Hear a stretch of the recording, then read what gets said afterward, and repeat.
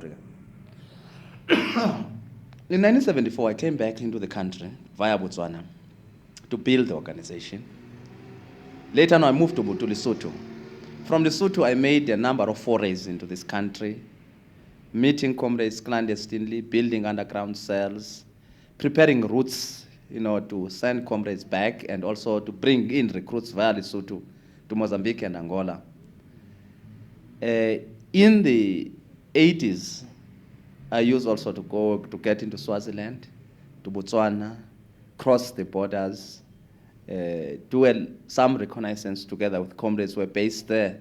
It's very difficult to keep the count of the numbers of the number of times I'd been into this country, but certainly I'd made a number of clandestine visits into South Africa. Were you at any stage close to being captured? I would say yes and no. When I went into South Africa in 1974, and then later on I proceeded to go to Lesotho, I did not know my way into Lesotho. So it was at night, and I thought the best thing is to go to a police station in a small town near the border called Wepener. And with a straight face, I said to the officer on duty, "Sir, I want to move to Lesotho, and which is the route? How can I get out of town?" And he was more than willing to help me. I'm not saying I was closer to arrest, but because he didn't know that I was Chris Hani. But earlier again, when I went in from Botswana in 1974, I came to a small town near the border called Zeerust. And again, I approached the police to inquire about the train schedule, at what time the train going to Johannesburg would come to the station, and he was very cooperative, was more than helpful. Closer to arrest, I think in Swaziland, probably in 86, 87, a fellow who's now a leading member of the Askari, the fellows who attend, was actually handling my traveling around Swaziland. We drove together to the border. I'm not quite sure if at that time he was working with the police or not, but I moved around. I'd gone into Swaziland clandestinely using a false document because I was consulting with our structures there. I'd come in to take to them the task from military headquarters. From what you saw in your visits back to South Africa, how well did the party's underground structure inside South Africa hold up during those terribly difficult years? The party's underground structures, when I came in the 70s, early 70s, were very weak, pathetically weak. We had really to start from the beginning. This applied not only to the party, but it affected the ANC as well.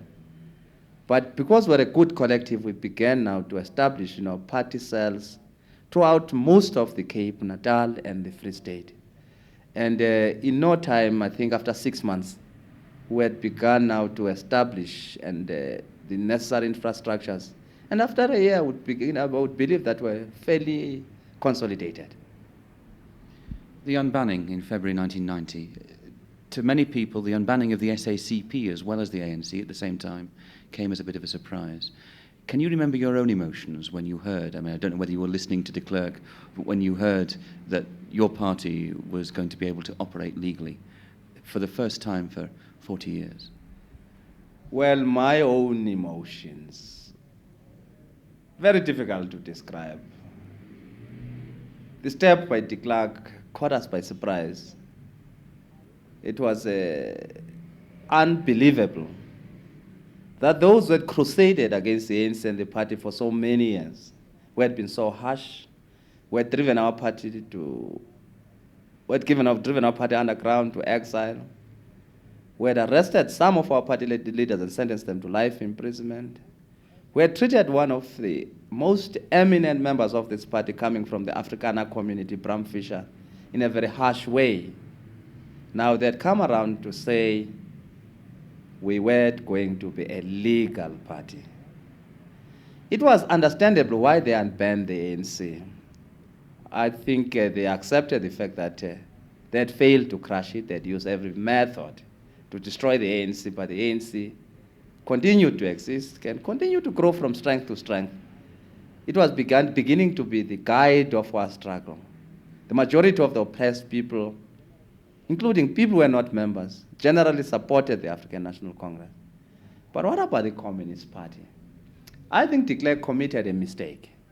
He thought with the collapse of communism in the Soviet Union and Eastern Europe, the party was going to follow the same way and would go into the dustbin of history.